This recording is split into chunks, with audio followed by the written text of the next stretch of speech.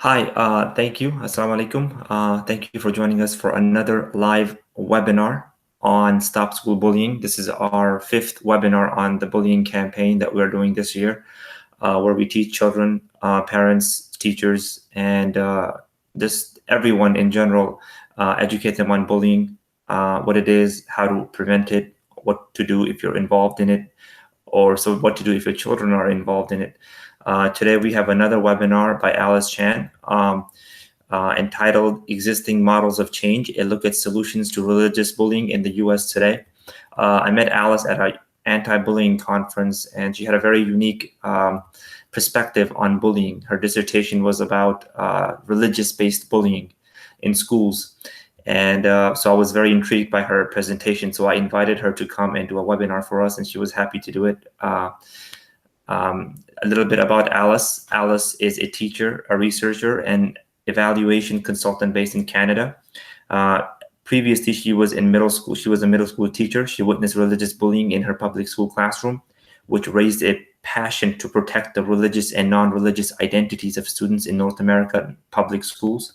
In sharing her research on religious bullying, she hopes to help students, teachers, parents, community leaders, and policymakers understand religious bullying and its impact on individuals and society and its relation to religious literacy. She has a really great website called alicechan.org. It's in the description of the video. If you want to check out her website, she has a lot more information and resources available regarding this very specific topic of religious-based bullying in schools. As always, we remind you that this is a free workshop that we have, free webinar that we provide every month. Please donate to us. Go to our website, www.icnacsj.org. Please give us a donation so we can keep doing this work for free and providing this free information to the public. So your donations and contributions do help us keep this thing going. And from there, I'm going to give it to Alice. Hi, everyone. Can you see me? Yep, we can see you. Okay, great. Thank you so much, Rameez, for inviting me to this presentation to share this webinar with you. It's a great pleasure to be here with you, and I guess in a way on behalf of ICNA today to share what's been happening in my life these past 5 years and the research that I've done. So before I begin all that, to share the slides with you, I want to introduce myself a bit in addition to what Rameez has shared. Really, why is a Canadian doing research in the US about religious bullying? What is happening here? And as Rameez said, it has a lot to do with my background as a middle school teacher. I taught middle school briefly after doing my master's. And while I was teaching middle school in the area that I grew up in this public education system, I came across religious bullying. At that time in 2011, my dad unexpectedly passed away as well. And that hit me really hard. As a Christian, I really leaned to my faith, my religious background to understand how to make sense of everything. And that's exactly when I saw religious bullying happening in my classroom. And for someone whose religious background and identity is so important to me, I knew how important it was to my students. And when I saw them bullied for that reason, I knew there was something I had to do. Really, bullying, all teachers know that bullying needs to be addressed. But when it came to religious bullying in a public school environment, I was stuck. I grew up in that environment. I had never seen it. I just didn't know what to do. And but I knew something had to be done. And so this is really where my research stems from, and why it's so important to me, and why I know it's important to so many students and people today. And so what I'd like to share with you today is a very brief snapshot of the research that I found within these past 5 years, the conversations that I've had. And I'd like to let you know that while I show you the slides, there will be links to them, but with these links, you'll get access to them later because I'll be sharing my presentation with Rameez. He'll post it online, and then you can have access to these links and explore these solutions more yourself. So with that, let's begin this presentation. So let me just drop the slides.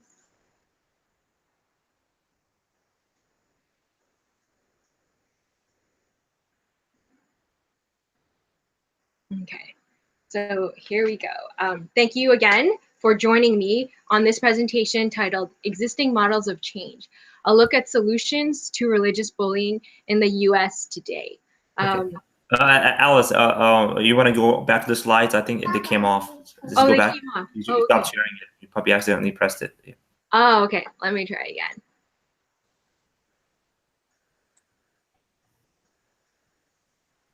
Yep, Do there you you see go. the slides now? Yep. Okay.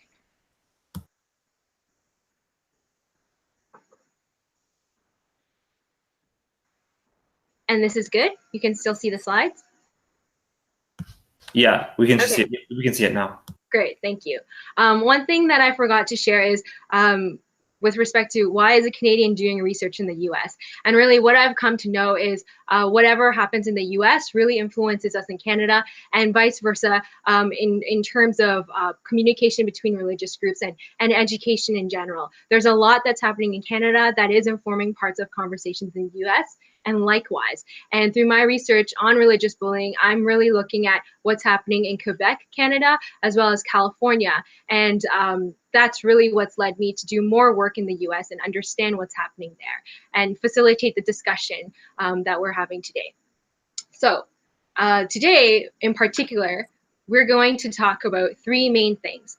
Firstly, what is religious bullying? And then secondly, review some preventative solutions that already exist. And then third, very briefly look at responsive solutions that have been discussed in previous webinar presentations in this series. So with these three items, there's three objectives. First, I'd like to inform you of what's happening, and then also to provide these solutions to encourage and inspire you to understand what you may be able to do in your community. And then thirdly, just quickly reiterate very briefly some of the solutions and ways to respond in your context. So all the solutions that I will share with you later today really stem from these religious and non-sectarian nonprofit organizations. Some of them are large and national in scope, and some of them are localized in certain counties or regions. And really, I've chosen to share these programs and solutions with you today is because I want to relate this back to the conference that where I met Ramiz. So in December 2017, we both attended the National Interfaith Anti-Bullying Summit in Washington, D.C. And in attendance there were Muslim, Sikh, Jewish, Christian, and non-religious individuals. And one person in particular raised that they were really thankful for the summit, but they really wish that they had known about all these groups and initiatives beforehand. They really wish that if they had known, then they could learn from one another and work with one another and support each other. And so that's what I'm trying to do with you today. I'm trying to share them with you so that you are also aware of the different initiatives that are happening in many parts of the US. Each context, of course, is very different across the country. So what I've tried to do is include representation from the most populated states, while also giving examples of how smaller towns and unexpected locales are also supporting people. So today, I believe most people on the call are probably adults or community leaders. There's a lot that I can share with teachers, but that won't be my focus today. I will focus the conversation and put more emphasis to solutions that parents and perhaps other adult community members can use. So the first section of our conversation today will really focus on religious bullying, understanding what it is and the nuances within it.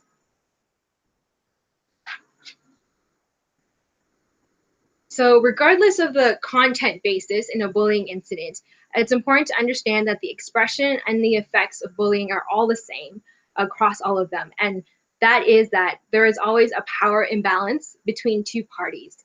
One party may, whether it's one group or an individual, intentionally aims to degrade another party, again, a group or individual.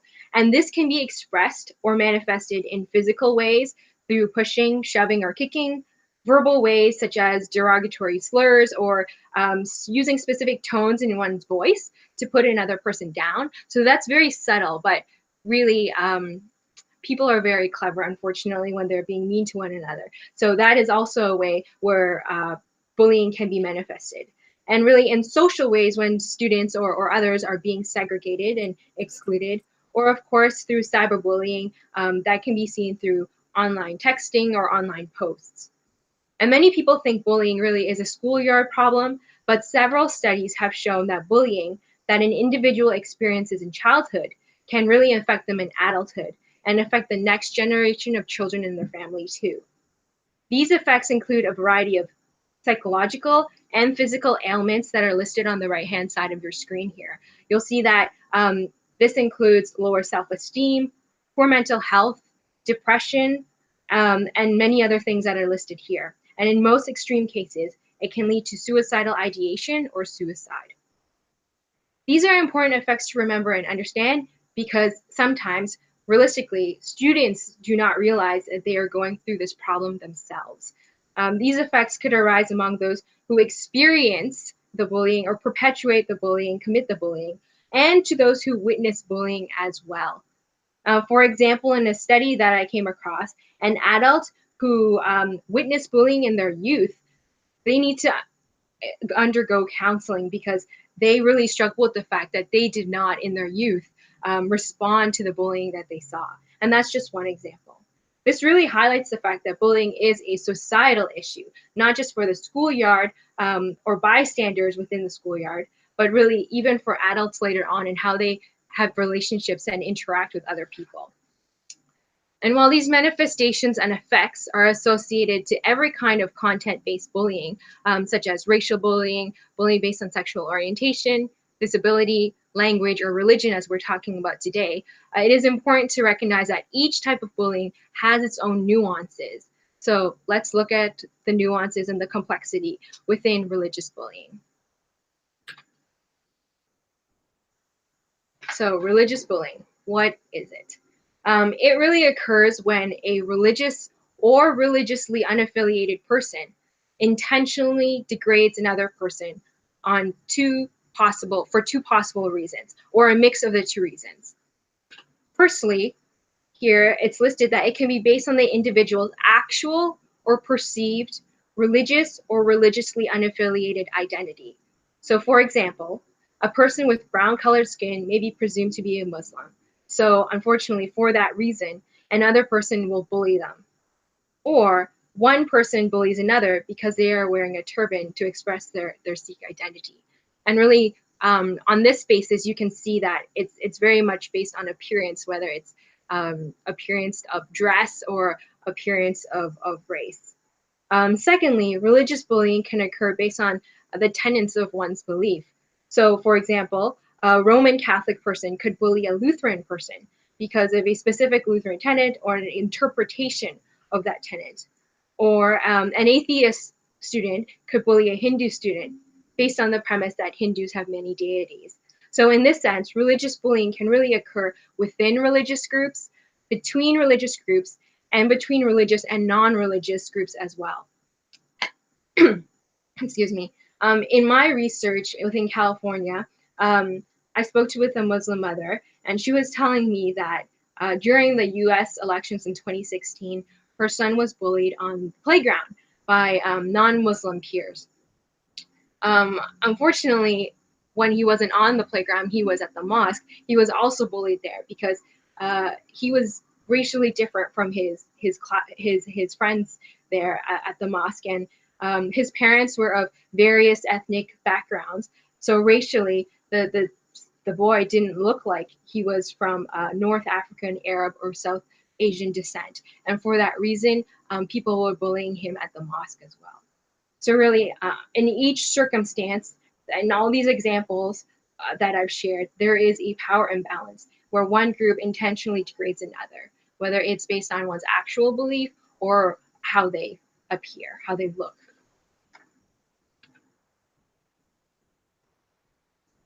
So here on this slide, we're now looking at religious bullying statistical data, what has been found since 2014.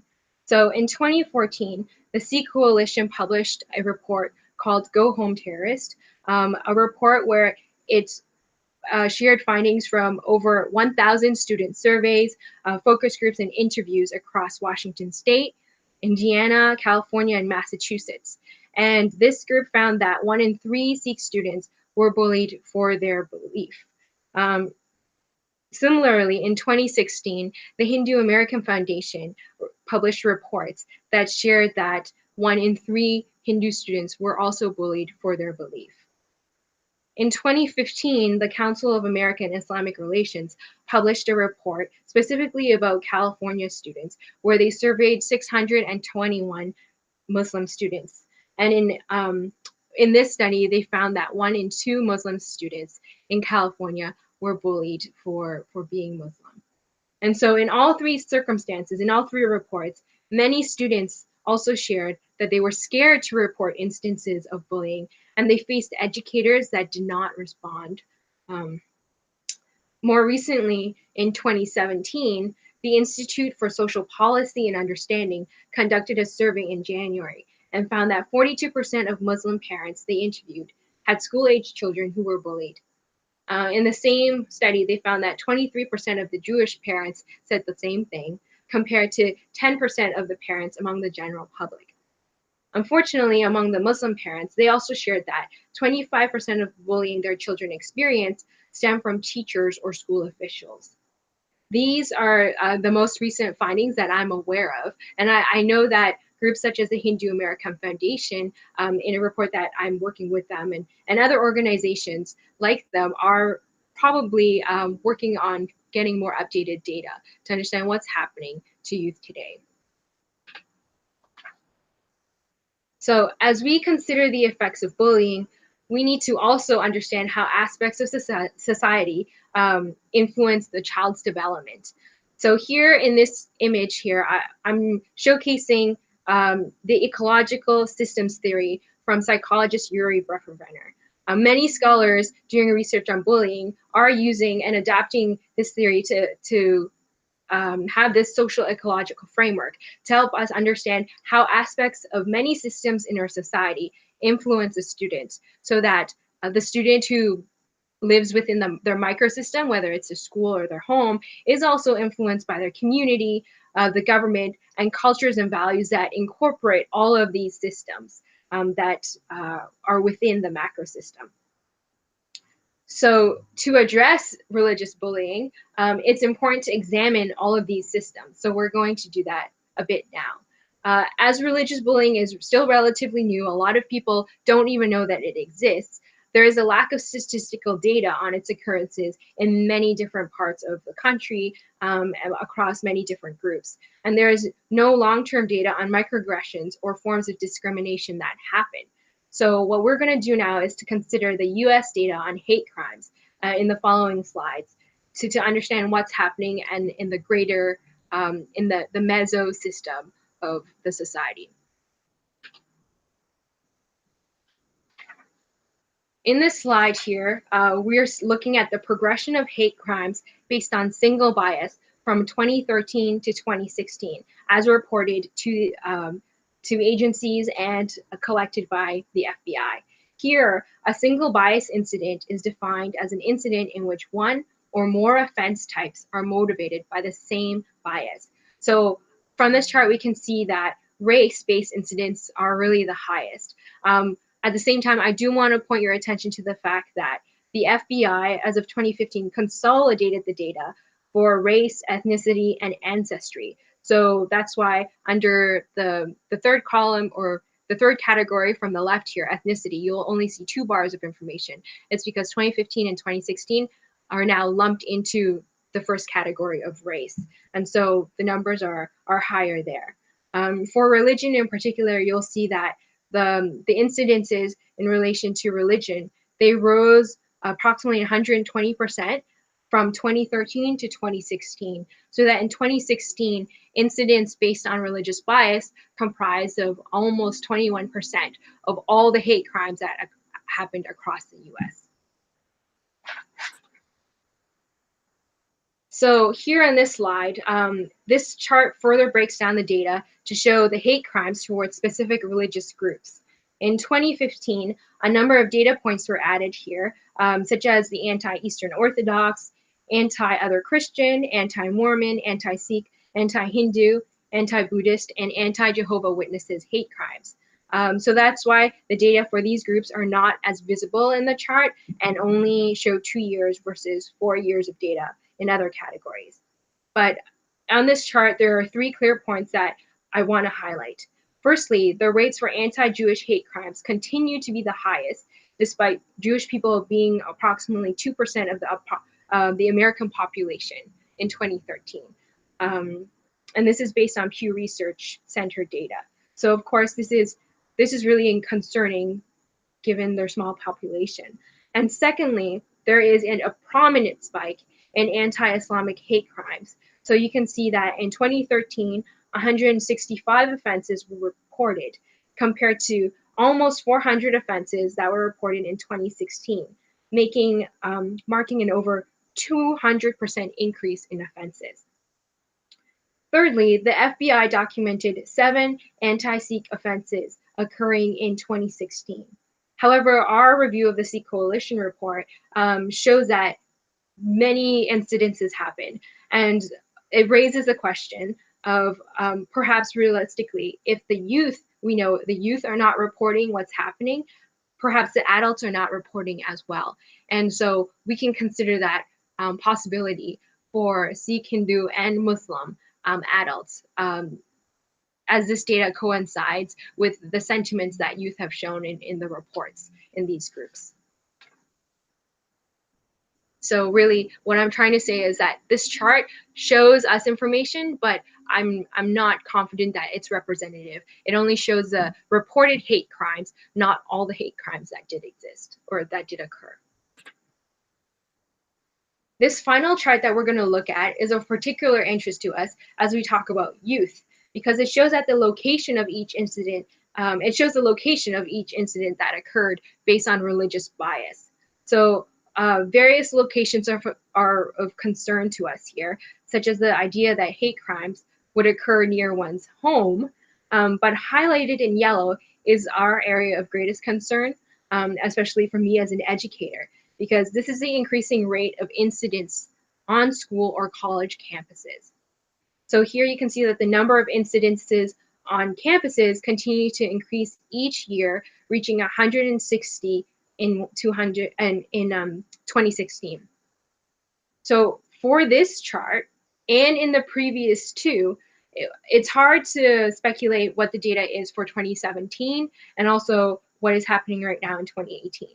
But if we look at the trends from 2013 to 2016 and assume that it has persisted, perhaps, really the numbers of it's concerning. We really have to consider that the numbers of hate crimes based on religion are increasing, and then the hate crimes towards Jewish and Muslim groups continue to increase, as well as the fact that hate crimes based on religious bias on school campuses are increasing as well. So obviously there's much to be done here. At this time, these are the statistical details that I'll share with you today. If you would like to review more of these details about bullying, discrimination, or hate crimes by state, I encourage you to visit these links at a later time. Unfortunately, so far, the hate crimes for 2017 haven't been reported and posted online yet, but this is what we have, and hopefully the 2017 data will be shared soon, and we can understand how to go from there. So now that we've understood more about religious bullying, we need to figure out how can we address it. As an educator, one big question I had in doing this whole research in my PhD is to really understand how can education address religious bullying, and can it? There are so many anti-bullying campaigns at schools, but within a public school environment, what can be done if religious bullying still occurs despite these campaigns? And that led me to learn more about religious literacy and to consider, can religious literacy, can it address religious bullying? So first off, let's consider, what is religious literacy then? So when people hear the word literacy, many people still think that it relates to reading and writing. But many educators have gone beyond that to understand that literacy is content knowledge. So knowledge about a particular subject matter, such as media literacy, art literacy, and sports literacy. So religious literacy, from this perspective then, is the ability for an individual to discern and analyze the external and internal diversity in religions. This means that externally, one can understand the differences between religions by familiarizing oneself with the basic tenets of the world religions and see that they're different this way. And internally, they can see that each religion can be understood, expressed, and practiced differently based on potential different interpretations even within that religion. So for example, we know that Zen Buddhism and Mahayana Buddhism, those are both forms of Buddhism, but we also know that they're different. They have different practices and interpretations. So that is an example of the internal diversity within religions. Thirdly, religious literacy is the understanding that religions are not static in terms of the fact that they are influenced by social, cultural, political, and economic spheres of society, historically and today. And in turn, religions also influence these spheres as well. So why is religious literacy important to understand and consider? And it's really because religious literacy offers the content knowledge that is needed to address the content misunderstanding that fueled a lot of religious bullying that happens today. So when taught well, my research and that of Professor Emil Lester's from University of Mary Washington, our research has found out that religious literacy can foster respect.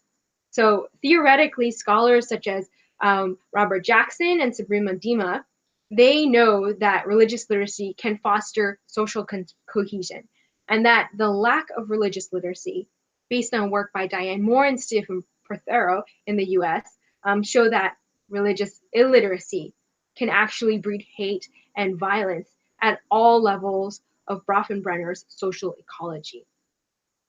So practically speaking now, let's consider what Professor Emil Lester and I have found in relation to this whole discussion on religious bullying. So in 2013, Emil Lester conducted a study on students from Modesto, California, because Modesto City School District in Modesto, California, is the only public school district in all of the US that has a mandatory religious literacy program in their secondary public schools. So what this program has done is, well, it was established in the year 2000 and it continues today. And due to its unique nature, which I'd be happy to talk to you about this program in particular, feel free to contact me afterward to know more about the program. But due to the nature of the program, Emil, other researchers, and myself have tried to understand the benefits or challenges to having such a program in public education. In Emil's study in particular, he surveyed students before and after the course, and he found that students, their willingness to permit the First Amendment rights towards their least liked group actually improved after taking the course. And you can see this here in all the categories. And thus his study supports the idea that religious literacy content knowledge can potentially address the content or bias that motivates religious bullying, as the course has the ability to change student attitudes towards one another.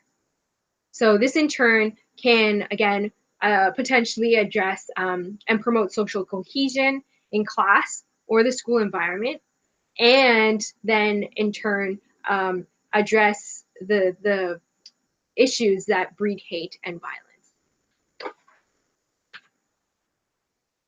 While Emil's findings were positive, however, my own research in Modesto, California and Montreal, Quebec showed that religious literacy programs can be positive and negative at the same time. So I can talk again also about this at length. If you'd like to learn more about this study that I did, please feel free to reach out to me. For various, I'll just briefly describe what I found. So for various reasons, my participant sample was small in both cities, but from this data, I found that 57% of students in Modesto and 81% of students in Greater Montreal, they found that religious literacy programs were beneficial to them. However, at the same time, some individuals in both contexts also expressed a negative or ambivalent feeling and effect of the course. So from the reports on religious bullying illustrated on the slide in the top right-hand corner here, it is clear that religious programs do exist in many places, maybe not as official required course, but they do exist. However, the content for teachers or textbooks is sometimes inaccurate, and that promotes stereotypes or misunderstandings about religions instead. In other parts of those reports and in my findings, I've also found that teacher bias can taint the lessons when the textbooks are correct.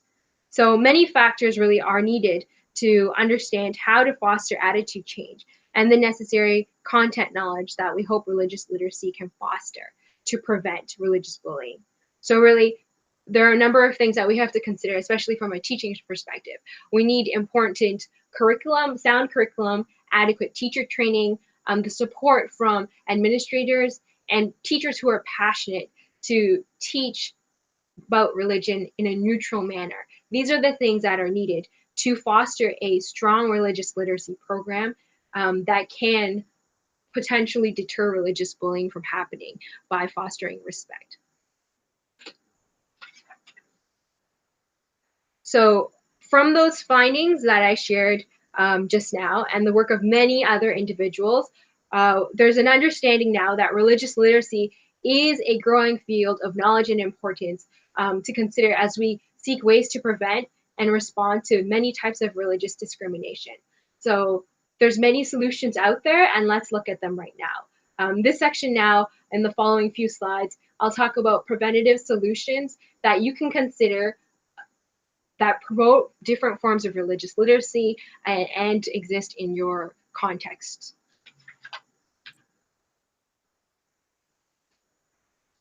So in the next few slides, 6 slides, I will briefly share the solutions that are being led by students, teachers, colleges, religious and community leaders, NGOs, and academics on how to respond or how to prevent religious discrimination happening at all. First, we begin with students.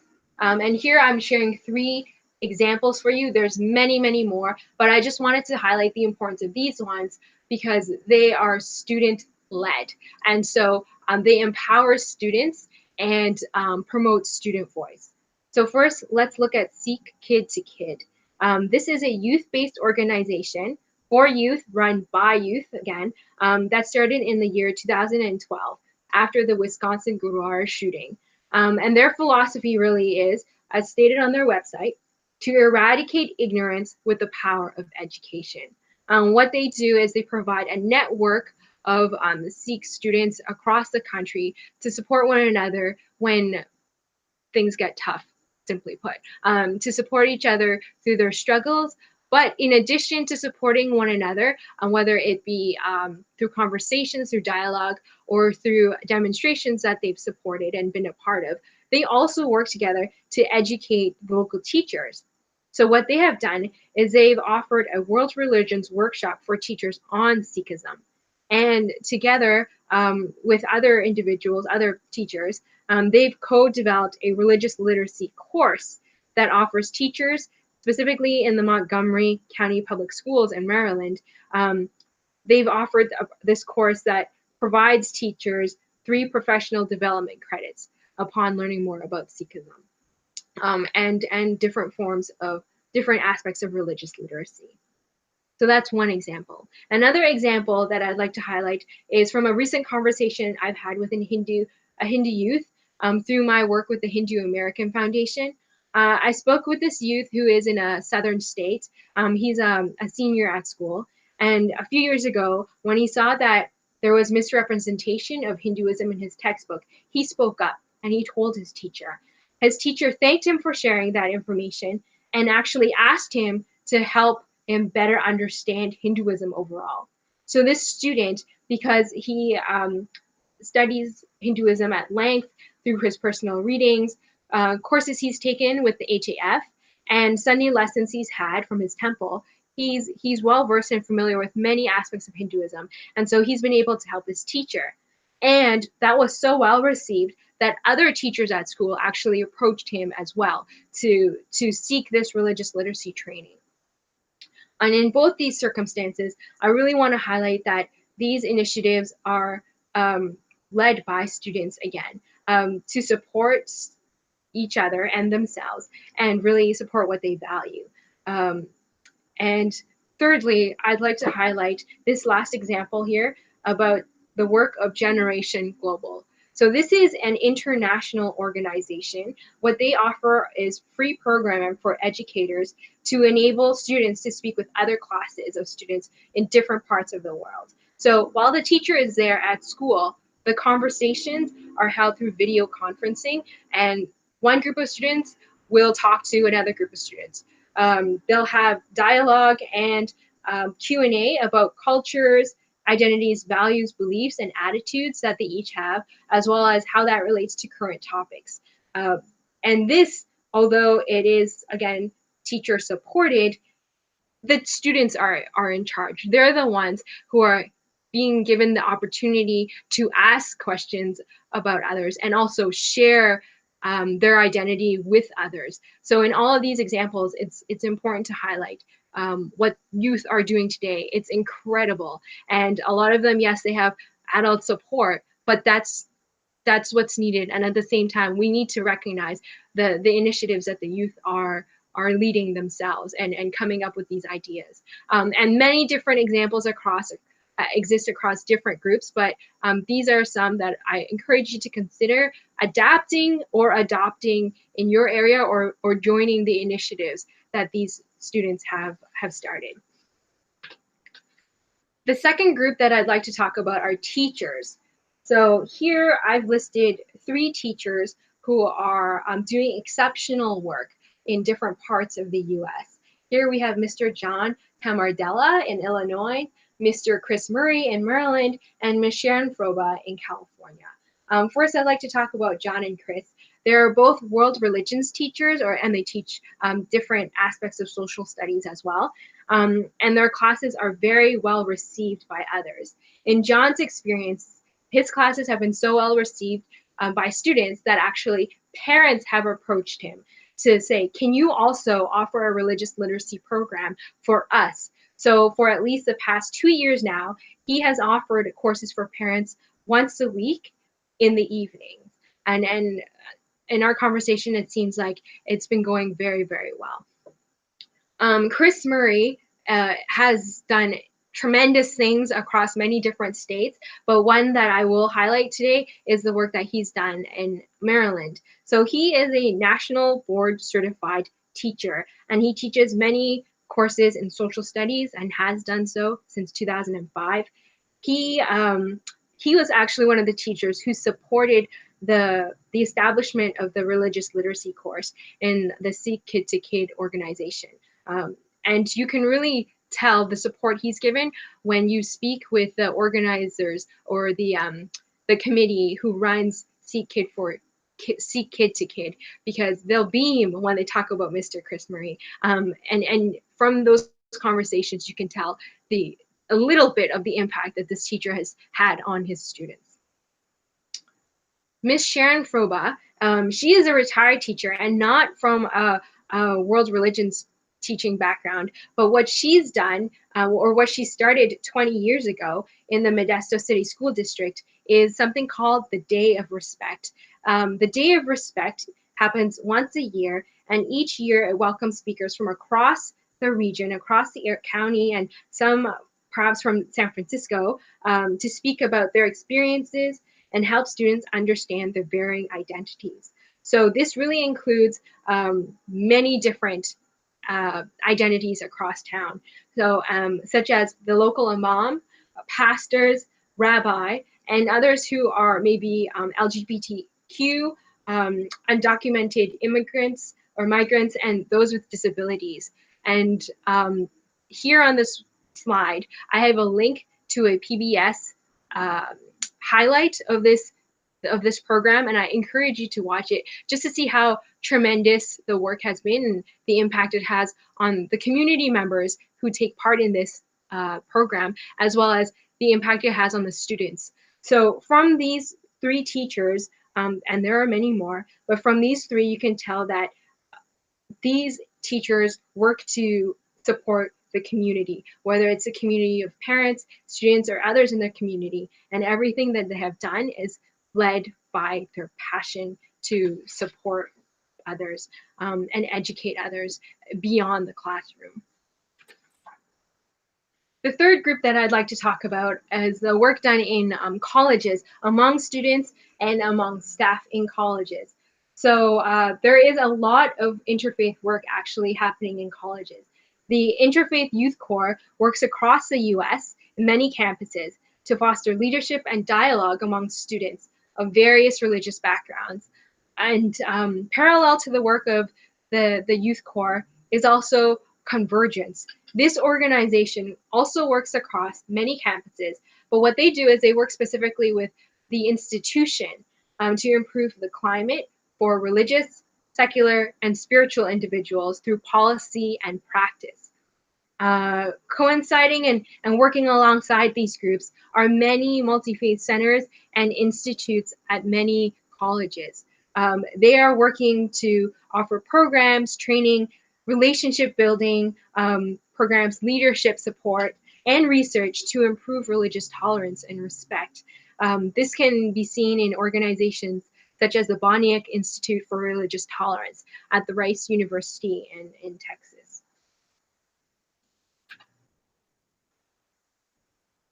So really, while the past three groups of people are important, the group that I'm going to talk about right now may be the most important for parents and adults in each community. In my work, religious and community leaders have been the most interactive and have the most connections with local community members. And so they may be the most influential and supportive people for many adults and parents. And these individuals are doing amazing things around the country. And at the same time, just like what's happening in colleges, a lot of them are engaging in interfaith work to support each other through the discrimination that's happening in the US today.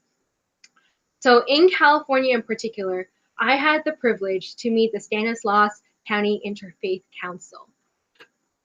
So pictured here is Imam Ahmad Caiello, Pastor Michael Scheffelbein, and Rabbi Shalom Bachner. Here is a picture of them just last week during their second annual Interfaith Prayer Supper. During this supper, they all gathered at the local Sikh temple and enjoyed an interfaith feast together. In addition to this, for at least 2 years now, they have also held interfaith Thanksgiving dinners. And when asked about what is all this interfaith work about, why are you doing it? In a recent article from a local paper called the Turlock Journal, Rabbi Bachner was quoted as saying, the Muslim community, they have gone through so much. So we thought, how can we help? And we help by getting to know each other and by modeling in our communities the respect we have for one another. And this respect and support really underlies much of this council's work and much of the interfaith groups, the work that they're doing that I've come across. In respect to religious bullying in particular, I want to highlight the work of this council in 2016. So in September of 2016, they actually approached the school board, the local Modesto City School District, to offer professional development to the local high school teachers to discuss religious bullying in particular. During the professional development session, they introduced what religious bullying is, and they also shared experiences that they had gone through themselves, as well as help individuals understand their own religious backgrounds.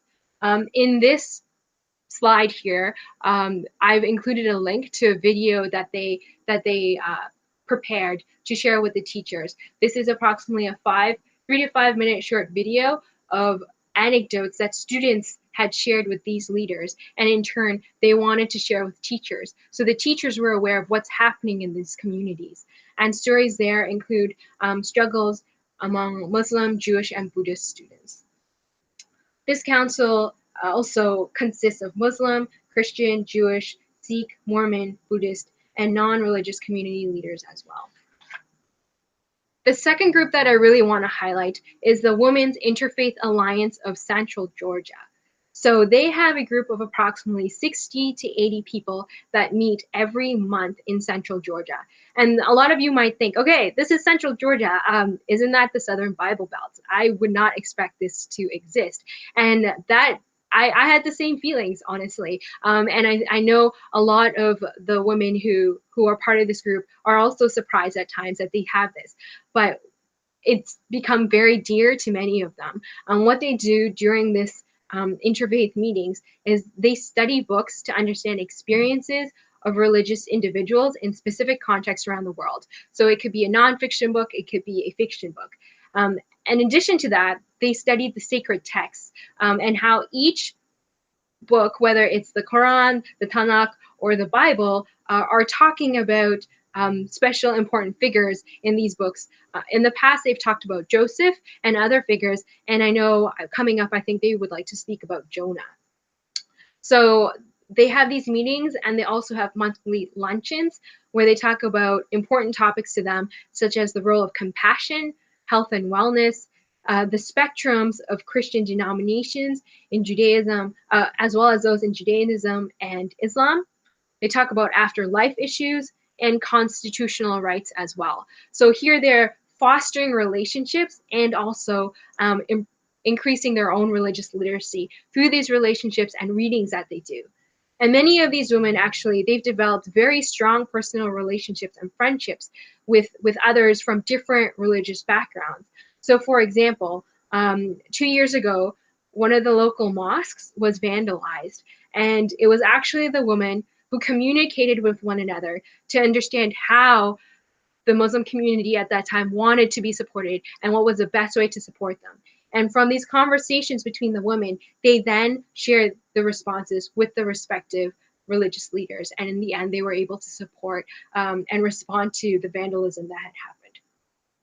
So these are just two these are two examples of councils that are in smaller towns. There are many in bigger cities, such as the Faith Alliance of Metro Atlanta, as well as the Interfaith Center of Greater Philadelphia. So I encourage you to see what's happening in these communities. A lot of these individuals, when I speak with them, the leaders, they're reaching out, they're wanting to reach out to many people in their society, in their community, in their city, but it's difficult. And at the same time, they're already familiar with those who are interested and aware. So if you're interested, please find ways to reach out to them and look for them online. And at the same time, if you're having trouble finding them, please feel free to contact me. I'm happy to help you look for groups to be a part of as well. The fifth group that I'd like to speak about is NGOs. And this is also important for parents to be aware of what NGOs are doing, because many NGOs are trying to seek ways to empower youth, parents, the community, and they're using a multi-tiered approach relating to what we were talking about earlier with Bronfenbrenner and the social ecological framework. The NGOs are trying to approach many different groups at the same time, because we know that many groups need to be part of the solution. So I won't talk in detail about their initiatives. They have a plethora of initiatives which are wonderful and really context specific. And I encourage you to be a part of their newsletters to see the work that they're doing. Because often they might come to your town and it would be noted in the newsletter. One thing I want to also emphasize is they are also doing a lot of interfaith work as well. A lot of them are doing interfaith work such as ING. They're doing interfaith work with Muslim Jewish events that they host, but you can also see that in their staff. Recently, I came across an article from Kate Chance, who works with ING, and she actually shared in this article that she finds it's important for her to work with ING because she is a Christian, because this way she can work and support those who support the well-being, the religious well-being of those around her. So it's fascinating and really exciting to see the work that's being done within the organizations, as well as the work that's coming out of the organizations.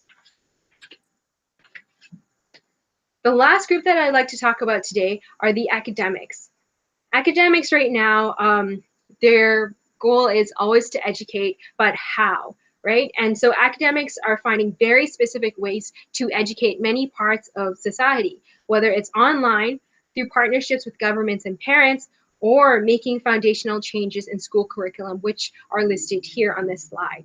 So here in the Harvard, you can see here the Harvard Religious Literacy Project.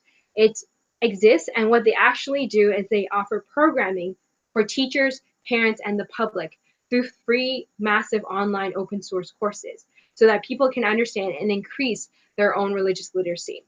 At the same time, PrevNet, the Promoting Relationships and Eliminating Violence Network, they are working to promote healthy relationships so that it can address the fears that students have to report bullying. As well, there's a great emphasis to understand that healthy relationships are important to foster in a classroom setting because this fosters a trust, respect, and communication that can exist between teacher and student and between the students so that opportunities for bullying don't happen in the first place.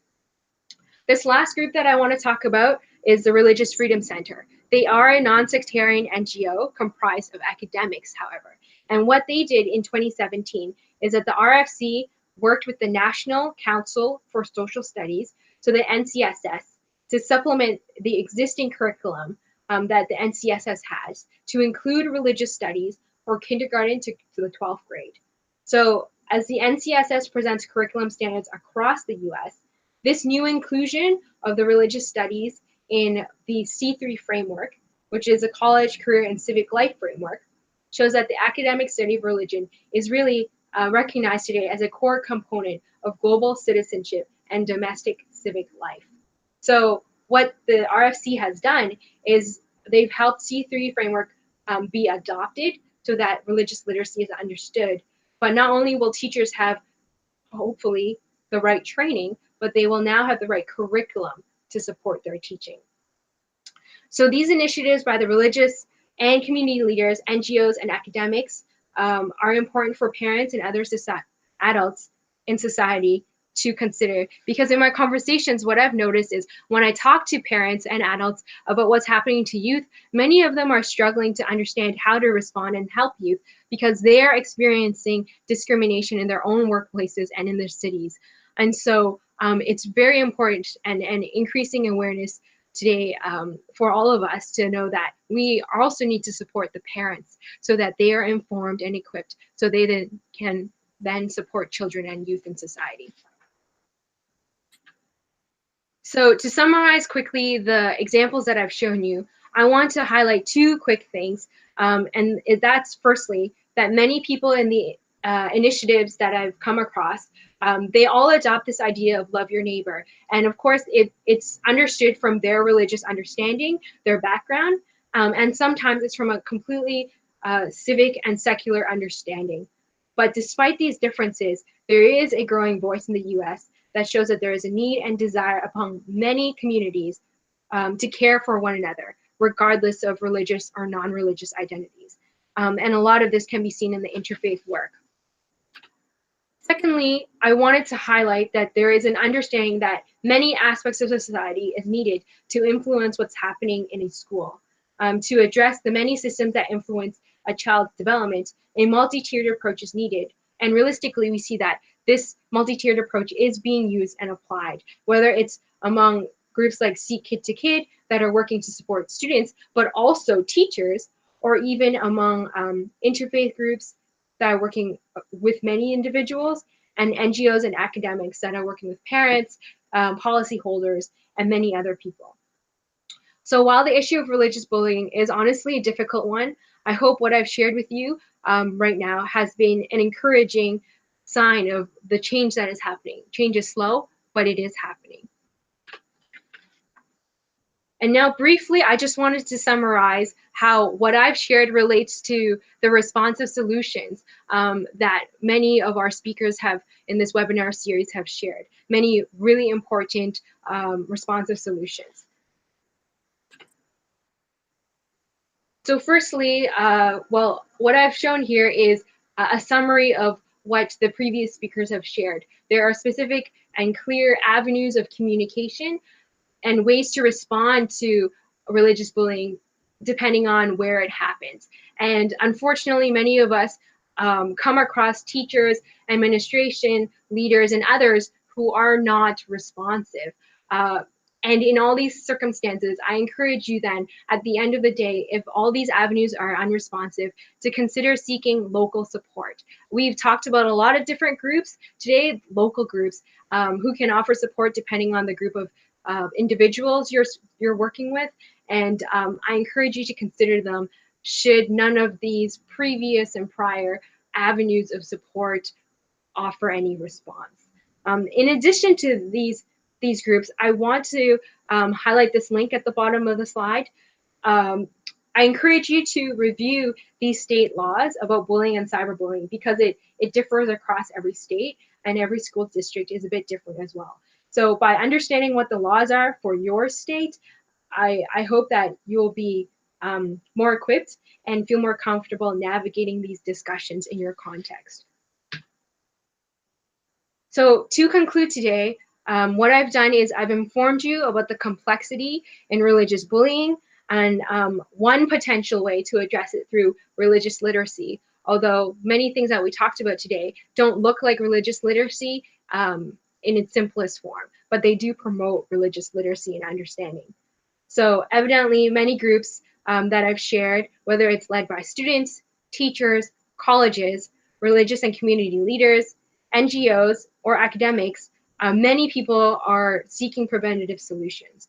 So in turn now, I hope what I've shared has given you many ideas to consider, and ways that might be helpful to you in your local context. And as you consider this, I ask you to consider which type of solution is most appropriate for you. Do you want to take part in these existing solutions, or do you want to start something on your own based on the ideas that you've just heard? And so at this time, I really want to thank you very much for joining this webinar. I will share my slides with Ramiz so that you can review them and access the links directly. This slide deck also has an appendix section that you can view later. It includes information on US laws and religious bullying, and really briefly introduces you to how bullying actually can also lead an individual to adopt different forms of violent extremism. If you have any questions whatsoever, please feel free to contact me at my email address here or on Twitter, or please feel free to review the details on my website. At this time, I'm now going to turn it back to Ramiz. Thank you, Alice. That was very informative, and I hope our viewers found it informative just as well as we did. And it is available now on our website. It will be available in a few days, but it will be available on our YouTube channel, icnacsj.org/TV, and it'll take you directly to our YouTube page. So immediately after this webinar is over, it should appear in that list. And I want to thank Alice for coming out and doing this webinar for us from all the way from Canada. And I hope the viewers liked it. And we hope that you will join us again next month for our next webinar as well. And again, please help us continue to do this work for free by donating. You can go to icnacsj.org/donation to give us a donation, and we encourage you to become a recurring donor so we can have a consistency of funds so we can keep doing this work and bring more information to you. One of our goals is to create a library of information on our website on these issues and other issues related to social justice. So we hope you can be part of it. Thank you so much for joining us, and we hope to see you next month.